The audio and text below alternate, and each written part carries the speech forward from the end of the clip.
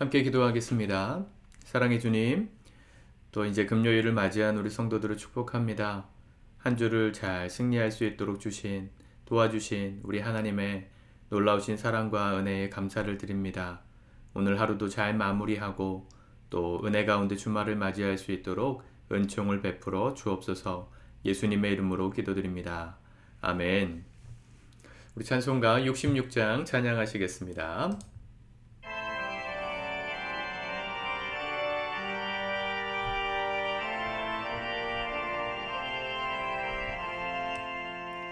다 감사드리세 온 마음을 주께 바쳐 그 섭리 놀라워 온 세상 기뻐하네. 예부터 주신 복 한없는 그 사랑 선물로 주시네. 이제와 영원히 사랑의 하나님 언제나 함께 계셔. 기쁨과 평화에 복 내려 주옵소서. 몸과 맘 병들 때 은혜로 지키사 이 세상 악에서 구하여 주소서.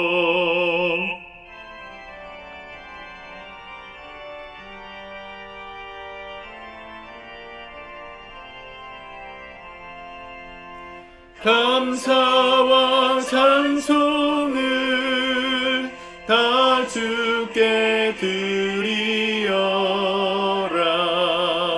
저 높은 곳에서 다스리시는 주님, 영원한 하나님 다 경배하여라. 전에도 이제도 장래도 영원히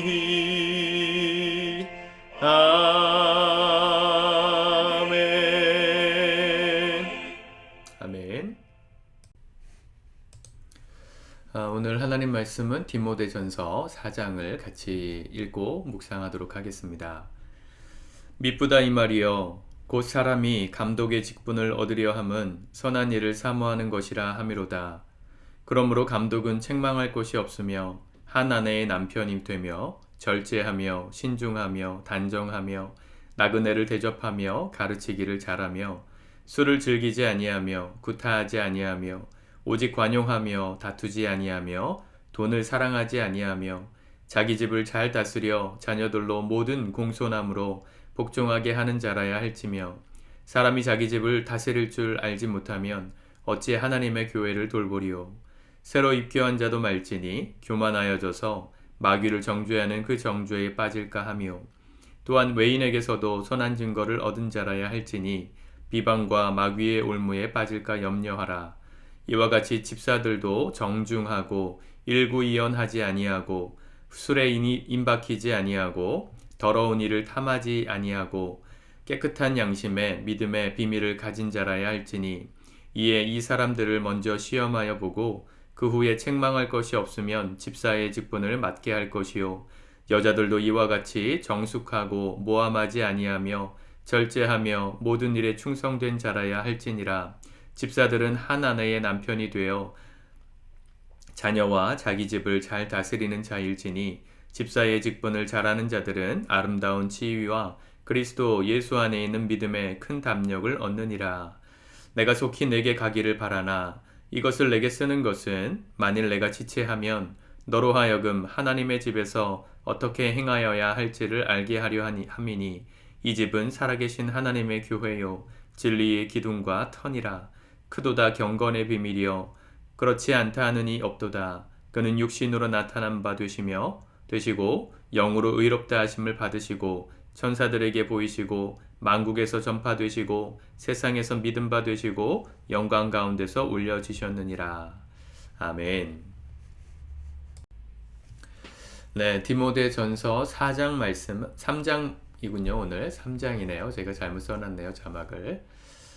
디모데전서 3장 말씀은 감독 그리고 집사의 자격에 대한 말씀입니다. 네, 이 감독은 오늘날의 목회자를 가리킨다 보시면 되고 집사는 우리 시대의 직분자들을 가리킨다 보시면 됩니다. 재밌는 것은 이 감독으로 세워진 자 1절에 보니까 사람이 감독의 직분을 얻으려 함은 선한 일을 사모하는 것이 선한 것을 사모하는 것이라 함이로다. 이런 말이 있었다는 겁니다.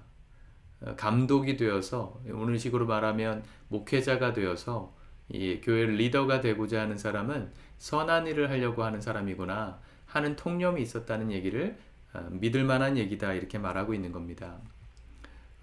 목사가 된다는 것은 하나님의 뜻을 이루는 이 선한 일을 하고자 하는 열망 또 그 바램 그것이 굉장히 중요합니다. 물론 그것보다 더 중요한 것은 주님의 부르심이죠. 주께서 나를 목회자로 부르셨는가? 그냥 단순히 수련회 가서 가슴이 뜨거워져서 나도 평생 목사로 살면 좋겠다. 그런 것도 물론 중요한 경험일 수 있지만 그것보다 더 중요한 건 주님이 날 진짜 부르셨는가? 그 부르심에 대한 확답이 없으면 절대로 가기가 어렵습니다. 일반 직장인들도 그렇잖아요. 어느 직장에 갔는데 내가 여기 다녀야 될 소명의식이 없다. 왜 다녀야 될지 모르겠다. 자꾸 흔들리면 그 회사에 오래 다닐 수 없잖아요. 목회도 그렇습니다. 날 부르신 하나님의 뜻이 분명해야. 왜냐하면 목회가 굉장히 생각보다 어려운 길이거든요. 여러분 생각하시는 것보다. 그 어렵고 힘든 자리에서 견디고 버티려면 부르심에 대한 소명이 없으면 못 버텨요. 두 번째는 하나님의 일, 선한 일을 하고자 하는 열망이 없으면 견딜 수가 없습니다. 왜냐하면 영광을 얻는 자리가 아니거든요. 고난을 걷는 길이고 또 예수님이 가셨던 십자가의 길을 가장 가까이에서 걷는 길이기 때문에 아무나 설 수 없어요. 근데 그 감독이 되고자 하는 자의 그 조건, 자격이라 그럴까요? 사실은 이 편지를 지금 받고 있는 사람이 디모데잖아요. 에베소 교회의 지금 감독이란 말이에요. 목사였어요. 근데 그에게 이 얘기를 왜 할까요? 사도 바울이 감독으로 세운 이 디모데에게 이 얘기를 하는 것은 이 말씀을 거울 삼고 자기를 성찰하는 삶을 살라고 지금 거울처럼 주는 말씀입니다.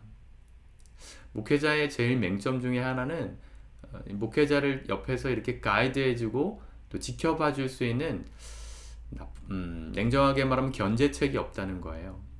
그런 구조를 만들어야 하는데 쉽지가 않습니다. 보통 이 말은 권력이라 그러잖아요. 말하는 자리에 있는 사람이 권력을 가진 거예요. 그러니까 힘이 있단 말이에요. 목사는 교회에서 말을 하는 사람이거든요. 그러니까 목사의 말이 힘이 있을 수밖에 없으니까 목사의 어떤 결정이나 방향성을 거스르기가 참 어렵습니다. 잘못됐더라도 물론 바른 길이 있더라도 여러분 목회자가 힘이 있는 자리이기 때문에 스스로가 자기를 성찰하지 않으면 정말 언제든지 넘어질 수 있어요. 평생 목회 잘하셨던 분이 말년에 넘어지시는 분들이 굉장히 많아요.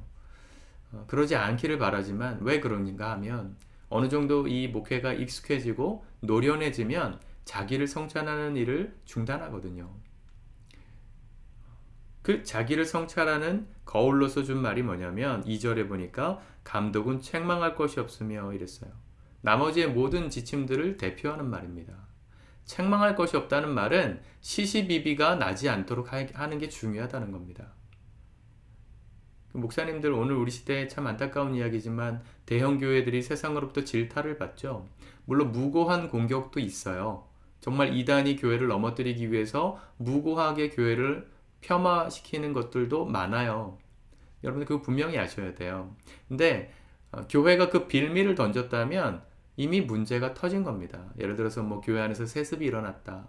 아들에게 목사직을 넘기기 위해서 세상이 볼 때 불이한 일들, 행정 조치를 했다. 아무리 교회에서 그게 합리적인 차원에서 했다 그러고 이해 메이크 센스가 되는 일이었다고 해도 세상에서 볼 때 그게 책망할 것이 된다면 목회자는 잘못한 거예요.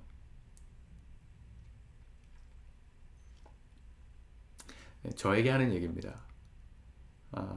늘 이 거울을 들고 자기를 보지 않으면 목사는 자기 세계 속에서 빠져가지고 착각 가운데 넘어질 수밖에 없어요.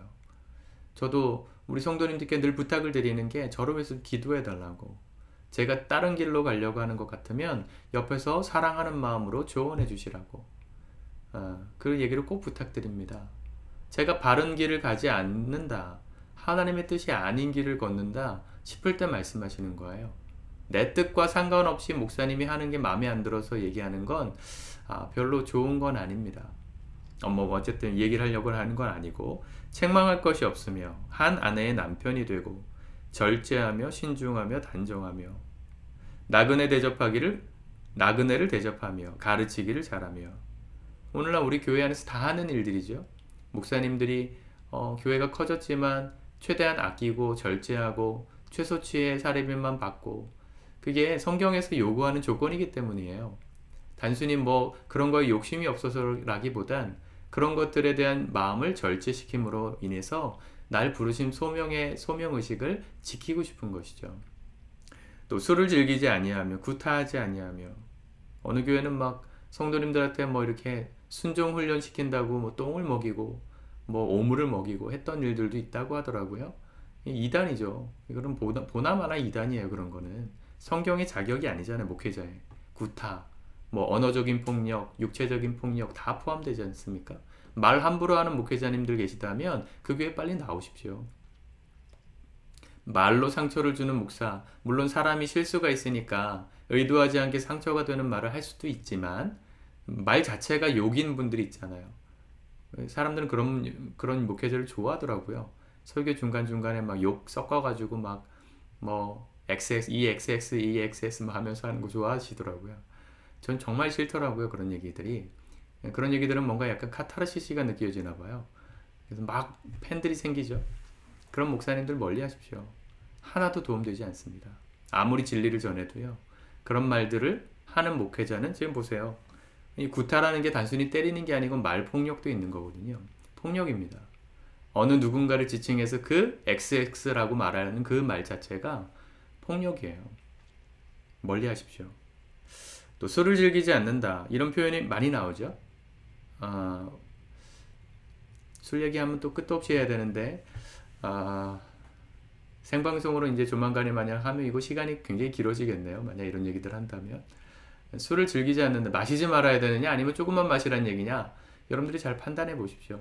한국 사회는 술 자체를 빠질 수밖에 없는, 즐길 수밖에 없게 만드는 문화잖아요. 술을 권하는 사회잖아요. 그러니까 한국 선교사님들이 우리나라 처음 들어와서 선교할 때 한국 사람들의 이 가장 맹점, 치명적인 약점인 이 술 때문에 인생이 망가지는 걸 보고 술을 금지했어요. 마시지 말아라. 집사의 조건, 직분자의 조건, 술 안 먹는 사람. 근데 여기 오늘 보면 집사님들에 대한 조건을 말할 때도 8절에 보면 술에 인이 박히지 않았다. 술에 인 박히지 아니하고, 그러니까 술을 많이 마시지 않는 사람, 이렇게 말했거든요. 그러니까 마셔도 조금 마시면 괜찮다, 이렇게 해석할 수도 있겠죠. 성경적인 차원에서는 그렇게 말한 겁니다. 잘됐다, 이제 술 마셔도 되는구나. 그렇게 이용하는 사람은 이미 절제하지 않는 거죠. 여러분들이 하나님 앞에서 지혜롭게 하시라는 거예요. 왜 이런 얘기를 했냐면 이 성경에 쓰여지던 1세기에는 이 술이라는 발효 음료가 생수, 깨끗한 물을 구하는 것보다 쉬웠어요. 왜 술을 담가 먹었냐면 물이 더러웠기 때문이에요. 물이 오염되어 있었기 때문에, 우리 시대처럼 이렇게 깨끗한 물이 아니었기 때문에 이 물 자체를 깨끗하게 먹는 방법으로 발효를 시켜서 먹었던 거예요. 그게 술로 많이 만들어진 거죠. 근데 오늘 우리 시대의 술은 그런 의미라기보단 쾌락의 의미가 더 크죠. 그러니까 술을 멀리하라고 가르치는 것입니다. 생명과 직결된 시대였기 때문에 술을 어쩔 수 없이 먹었어야만 됐어요. 약으로도 먹었고 생수로도 먹었고 식수로도 먹었어요. 근데 그 술이 어쨌든 취하는 성분이 있다 보니까 너무 많이 마시면 사람이 혼미해지는 일들이 그 당시에도 있었겠죠. 그래서 아무리 급한 식수를 위한 물이라도 적당히 먹을 수 있는, 임박히지 않은 사람, 그런 사람을 직분자의 자격으로 말한 겁니다. 오늘 우리 시대랑 시대적인 차원이 좀 다르다는 걸 이해하시면서 읽으시면 좋겠습니다. 여러분들이 술 마시면 나는 망가진다. 그럼 안 마시는 게 좋아요. 술 마시면 난 실수가 많아진다. 안 마시는 게 좋죠. 술 먹으면 나는 병이 난다. 당연히 마시지 말아야죠. 그런 이유들 때문에라도 술은 멀리 하시는 게 좋습니다. 그런 것들을 다 말하면서 또 3절 돈을 사랑하지 아니하며, 이건 뭐 시간이 너무 모자라겠는데 목회자는 돈 사랑하면 안 됩니다. 제가 교회 재정을 지금 이렇게 보고 있지만 제가 만약에 돈에 대한 욕심이 조금이라도 있다면 저는 빨리 손을 놔야 돼요. 돈에 대한 욕심이 없는 사람이 재정위원이 되셔야 돼요. 제가 볼 때는 우리 교회 돈에 대한 욕심이 없으신 분 아직은 저보다는 다들 욕심이 더 있는 것 같아요. 제가 제일 없는 것 같아요. 제가 어쩔 수 없이 하고 있는데 여러분들 중에 나는 돈에 대한 욕심 없습니다. 깨끗하게 교회 재정 볼 수 있고 성도님들의 어떤 재정 생활, 헌금 생활에 대해서 침묵할 수 있습니다. 그런 분이 계시다면 말씀해 주셔요. 제가 그분에게 재정을 맡겨드리겠습니다. 네. 그러면서 4절 5절에서는 목회자는 자기 집을 잘 다스려서 자녀들로 모든 공손함으로 복종하게 하는 자라야 한다. 자녀를 잘 키우라는 얘기죠. 하면서 5절 사람이 자기 집을 다스릴 줄 알지 못하면 어찌 하나님의 교회를 돌보리요. 저는 이 말씀 대단히 중요한 지침이라고 생각합니다. 한국교회, 대형교회 이루신 많은 목사님들이 교회적으로는 성공하셨지만 가정이 무너진 분들이 많으세요. 이 말씀에 있어서 균형을 놓쳤기 때문이라 생각합니다. 교회는 대형교회까지 가야 될 필요는 별로 없는 것 같아요. 제가 볼 땐 하나님의 뜻이 있어서 대형교회도 있어야 되겠지만, 근데 그게 기업적인 마인드로 자꾸만 덩치만 불리는 차원의 부흥이라면 지양해야 된다고 생각합니다. 멀리해야 된다고요. 그 일에 너무 매진하다 보니까 가정을 못 섬기셔서 가정이 무너진 분들이 많으세요. 저는 아직은 교회가 작으니까 우리 가정, 저희 아내나 마음이나 이렇게 돌보는 일들에 어느 정도 헌신을 하려고 더 노력을 하는 편이거든요. 저도 혹시 바빠지고 성도님들이 더 많아지면 이 부분에 있어서 제가 어떻게 해야 될지에 대한 고민이 여전히 있습니다. 어쨌든 성경적인 지침을 가지고 늘 저를 돌아봐야 되겠죠. 우리 성도님들도 마찬가지입니다. 8절 집사의 자격입니다. 집사들도 정중하고 일구이연하지 아니하고 정중하셔야 돼요. 이 모든 이 말씀의 자격에 예의 범절이 들어가 있습니다. 예절이 들어가 있어요. 사람에 대한 기본 소양이 예절이죠. 말을 해도 정중하게 말하고 상처될까를 생각하면서 말하고 그 사람을 배려하며 말해야 합니다. 일구이연하지 않는다. 앞에서 이렇게 얘기했다가 뒤에선 저렇게 해요. 남에겐 이걸 요구하는데 자기는 그렇게 안 해요. 이게 일구이연입니다. 나는 안 하면서 남들만 해주길 바래요. 이게 일구이연입니다. 그러면 안 돼요. 술에 임박히지 아니하고 더러운 이익을 탐하지 않는다. 이득을 탐하지 않는다. 부당하게 돈 벌고 사기쳐서 돈 벌고 이런 거 안 한다는 겁니다. 깨끗한 양심에 믿음의 비밀을 가진 자라야 할지니. 깨끗한 양심, 마음이 투명한 사람, 말과 행동이 일치하는 사람, 그리고 믿음의 비밀을 가진 자, 하나님을 믿는 믿음에 간증이 있는 사람이어야 해요. 내가 하나님 믿어서 변화된 간증이 없으면 사실은 직분자의 자격은 없습니다. 제가 우리 교회 성도님들 한 4, 5년 되신 분들 지난 몇 년 동안 집사님들도 세워드렸죠. 앞으로는 그런 일들이 당분간은 없을 것 같아요. 제가 우리 교회에 계신 분들은 그래도 저랑 양육도 대부분 하셨고 대부분 하나님 앞에서 믿음이 어느 정도 점검되신 분들이라 생각돼서 이렇게 직분자로 세워드렸지만 원래는 그렇게 하면 안 돼요. 교회 왔다고 그냥 다 직분자 주고 그건 성경적인 원리가 아니에요. 왜냐하면 이 직분자는요 교회의 얼굴이기 때문입니다. 오늘 바울이 이런 얘기를 하면서 무슨 얘기를 하냐면 15절에 보면 내가 만약 지체하면 바울이 돌아가지 못하면 디모데 너로 하여금 하나님의 집에서 어떻게 행하여야 할지를 알게 하려 함이니 교회를 어떻게 운영해야 될지를 알게 하기 위해서 이걸 썼다는 거죠. 왜요? 교회는 이 집은 살아계신 하나님의 교회요 진리의 기둥과 터니라. 하나님의 교회고 진리의 기둥과 터, 이 땅을 흔드는 비진리가 판을 치는 이 세상에 유일한 진리의 기둥과 터를 제공하는 곳, 그게 교회이기 때문에 이 직분자와 목회자는 중요한 사람들이라 이렇게 말하는 겁니다. 이들을 잘 세워야 교회도 살고 가정도 살고 나라도 살아요. 비진리가 판을 치는 시대에 진리의 유일한 진리를 가지고 있는 기독교인들이 바르고 정숙하게 절제하며 거룩하게 사는 모습을 회복할 때 이 땅에 소망이 있지 않겠습니까? 하나님은 우리를 이 시대의 진리의 기둥과 터로 삼으셨어요. 교회가 그런 곳입니다. 우리 한 사람 한 사람이 어떻게 사느냐에 따라서 이 나라의 운명이 달라지는 것이요. 이 세계의 운명이 달라지는 것입니다. 여러분, 나에게 직분을 주셨다면 오늘 이 거울, 말씀을 가지고 늘 나를 돌아보면서 거룩하고 순결한 하나님의 사람답게 늘 자기를 단장하고 가꿀 수 있는 믿음의 경건을 살아가실 수 있기를 바랍니다. 16절, 크도다 경건의 비밀이여 그렇지 않다 하는 이가 없도다. 이 경건을 통해 세상 가운데 복음의 빛을 발하는